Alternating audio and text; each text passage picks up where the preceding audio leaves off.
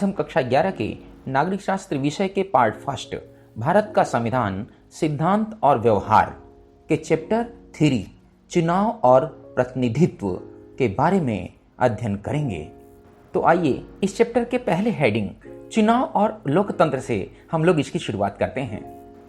तो अब जैसा कि हम जानते हैं, लोकतंत्र का मतलब होता है जनता का, जनता द्वारा जनता के लिए शासन, और जनता के शासन का अर्थ सामान्यतः जनता के प्रतिनिधियों द्वारा चलने वाले शासन से है। दरअसल ऐसी व्यवस्था में नागरिक अपने प्रतिनिधियों को चुनते हैं जो देश के शासन और प्रशासन को चलाने में सक्रिय रूप से भाग लेते हैं। इन प्रतिनिधियों को चुनने की विधि को चुनाव या निर्वाचन कहा जाता है। एक लोकतांत्रिक देश का संविधान चुनाव के लिए कुछ मूलभूत नियम बनाता है और इस संबंध में विस्तृत नियम कानून बनाने का काम विधायिका पर छोड़ देता है। ये मूलभूत नियम सामान्यतः हमें बताते हैं कि कौन मत देने के लिए योग्य है, कौन चुनाव लड़ने के लिए योग्य है, कौन चुनाव की देखरेख करेगा, मतदाता अपना प्रतिनिधि कैसे चुनेंगे और मतगणना कैसे होगी तथा प्रतिनिधियों का चुनाव कैसे होगा। अब आइए हम भारत में चुनाव व्यवस्था के बारे में कुछ जानने की कोशिश कर लेते हैं। अब जैसा कि हम जानते हैं, लोकतांत्रिक चुनाव में जनता वोट देती है और उसकी इच्छा ही तय करती है कि कौन चुनाव जीतेगा। लेकिन लोगों के द्वारा अपनी रुचि को व्यक्त करने के अनेक तरीके हो सकते हैं और उनकी पसंद की गणना करने की भी बहुत सारी विधियां हो सकती हैं। चुनाव के दो प्रमुख तरीके या विधियां निम्न है। नंबर 1, जो सबसे आगे वही जीते, और नंबर 2 है समानुपातिक प्रतिनिधित्व प्रणाली। तो आइए हम लोग चुनाव की पहली विधि अर्थात जो सबसे आगे वही जीते के बारे में कुछ जानने की कोशिश कर लेते हैं। दरअसल हम अपने देश में चुनाव की एक विशेष विधि का पालन करते हैं। इस व्यवस्था में पूरे देश को 543 निर्वाचन क्षेत्रों में बांट दिया गया है। इसी प्रकार प्रत्येक निर्वाचन क्षेत्र से एक प्रतिनिधि चुना जाता है और उस निर्वाचन क्षेत्र में जिस प्रत्याशी को सबसे अधिक वोट मिलते हैं उसे निर्वाचित घोषित कर दिया जाता है।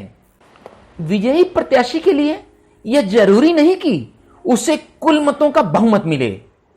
इस विधि को जो सबसे आगे वही जीते प्रणाली अर्थात first past the post system कहते हैं।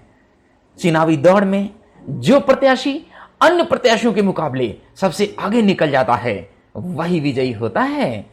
इसे बहुलवादी व्यवस्था भी कहते हैं। संविधान इसी विधि को स्वीकार करता है।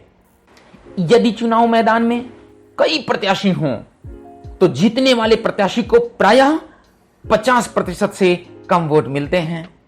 सभी हारने वाले प्रत्याशियों के वोट बेकार चले जाते हैं क्योंकि इन वोटों के आधार पर उन प्रत्याशियों या दलों को कोई सीट नहीं मिलती। जैसे यदि मान लीजिए कि किसी पार्टी को प्रत्येक निर्वाचन क्षेत्र में 25% वोट मिलते हैं लेकिन अन्य प्रत्याशियों को उससे भी कम वोट मिलते हैं, उस स्थिति में केवल 25% या उससे भी कम वोट पाकर कोई दल सभी सीटें जीत सकता है। अब अगर चुनाव की दूसरी विधि समानुपातिक प्रतिनिधित्व की बात करें तो इसे इजराइल में होने वाले चुनाव से आसानी से समझा जा सकता है।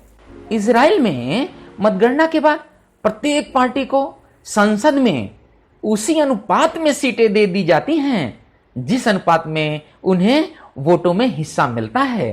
दरअसल प्रत्येक पार्टी चुनाव से पहले अपने प्रत्याशियों की एक प्राथमिकता सूची जारी कर देती है और अपने उतने ही प्रत्याशियों को उस प्राथमिकता सूची से चुन लेती है जितनी सीटों का कोटा उसे दिया जाता है। चुनाव की इस व्यवस्था को ही समानुपातिक प्रतिनिधित्व प्रणाली कहते हैं। इस प्रणाली में किसी पार्टी को उतनी ही प्रतिशत सीटें मिलती हैं जितने प्रतिशत उसे वोट मिलते हैं। समानुपातिक प्रतिनिधित्व के दो प्रकार होते हैं। कुछ देशों जैसे इजराइल या नीदरलैंड में पूरे देश को एक निर्वाचन क्षेत्र माना जाता है और प्रत्येक पार्टी को राष्ट्रीय चुनाव में प्राप्त वोटों के अनुपात में सीटें दे दी जाती हैं। जबकि दूसरा तरीका अर्जेंटीना व पुर्तगाल में देखने को मिलता है, जहां पूरे देश को बहुसदस्यीय निर्वाचन क्षेत्रों में बांट दिया जाता है। प्रत्येक पार्टी प्रत्येक निर्वाचन क्षेत्र के लिए अपने प्रत्याशियों की एक सूची जारी करती है, जिसमें उतने ही नाम होते हैं जितने प्रत्याशियों को उस निर्वाचन क्षेत्र से चुना जाना होता है। इन दोनों ही रूपों में मतदाता राजनीतिक दलों को वोट देते हैं, न कि उनके प्रत्याशियों को। एक पार्टी को किसी निर्वाचन क्षेत्र में जितने मत प्राप्त होते हैं, उसी आधार पर उसे उस निर्वाचन क्षेत्र में सीटें दे दी जाती हैं। अतः किसी निर्वाचन क्षेत्र के प्रतिनिधि वास्तव में राजनीतिक दलों के प्रतिनिधि होते हैं। हमारे देश भारत में हमने समानुपातिक प्रतिनिधित्व प्रणाली को केवल अप्रत्यक्ष चुनाव के लिए ही सीमित रूप में अपनाया है। हमारा संविधान राष्ट्रपति, उपराष्ट्रपति, राज्यसभा और विधान परिषदों के चुनाव के लिए समानुपातिक प्रतिनिधित्व प्रणाली का एक तीसरा और जटिल स्वरूप प्रस्तावित करता है। आइए हम इसे राज्यसभा के चुनाव में समानुपातिक प्रतिनिधित्व की प्रणाली के उदाहरण से समझने का प्रयास करते हैं। दरअसल समानुपातिक प्रतिनिधित्व का एक तीसरा स्वरूप हमें भारत में राज्यसभा चुनाव में देखने को मिलता है। इसे एकल संक्रमणीय मत प्रणाली कहते हैं। दरअसल प्रत्येक राज्य को राज्यसभा में सीटों का एक निश्चित कोटा प्राप्त है।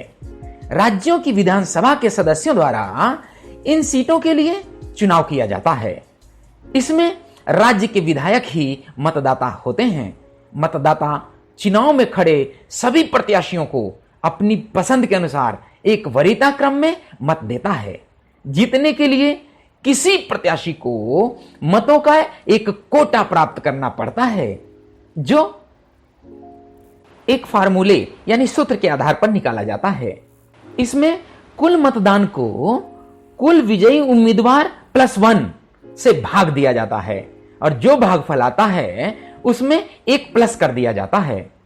जैसे यदि राजस्थान के 200 विधायकों को राज्यसभा के लिए 4 सदस्य चुनना है, तो विजयी उम्मीदवार को 200/4 + 1 यानी 200/5 जो भागफल आएगा उसमें +1 कर देंगे, यानी कि 200/5 + 1 बराबर 40 + 1 बराबर 41 वोटों की जरूरत पड़ेगी।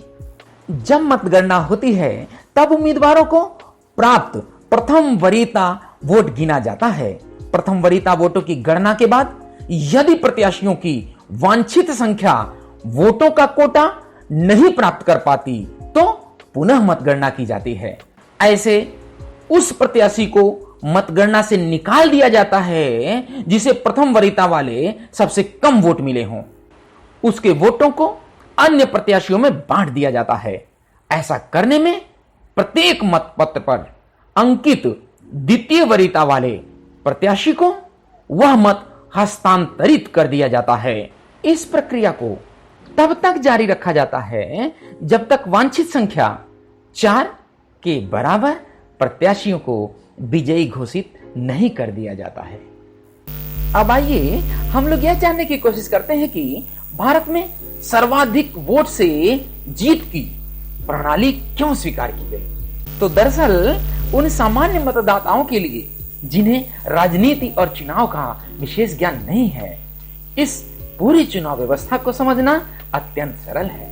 इसके अतिरिक्त यह प्रणाली मतदाताओं को केवल दलों में ही नहीं वरन उम्मीदवारों में भी चयन का स्पष्ट विकल्प देती है। अन्य चुनावी व्यवस्थाओं में खासतौर से समानुपातिक प्रतिनिधित्व प्रणाली में मतदाताओं को किसी एक दल को चुनने का विकल्प दिया जाता है, लेकिन प्रत्याशियों का चयन पार्टी द्वारा जारी की गई सूची के अनुसार होता है। इस प्रकार किसी क्षेत्र विशेष का प्रतिनिधित्व करने वाला और उसके प्रति उत्तरदायी कोई एक प्रतिनिधि नहीं होता, लेकिन सर्वाधिक वोट से जीत वाली व्यवस्था पर आधारित निर्वाचन क्षेत्रों में मतदाता जानते हैं कि उनका प्रतिनिधि कौन है और उसे उत्तरदायी ठहरा सकते हैं। यह प्रणाली एक स्थायी सरकार बनाने का मार्ग प्रशस्त कर संसदीय सरकार को सुचारू और प्रभावी ढंग से काम करने का अवसर देती है। अंत में सर्वाधिक मत से जीत वाली प्रणाली एक निर्वाचन क्षेत्र में विभिन्न सामाजिक वर्गों को एकजुट होकर चुनाव जीतने में मदद करती है। अब इस चैप्टर के शेष भाग को हम लोग सेकेंड पार्ट के लेक्चर में चर्चा पर चर्चा करेंगे। मैं उम्मीद करता हूं कि इस चैप्टर में बताई गई सारी बातें आपको अच्छे से क्लियर हो गई होंगी। धन्यवाद।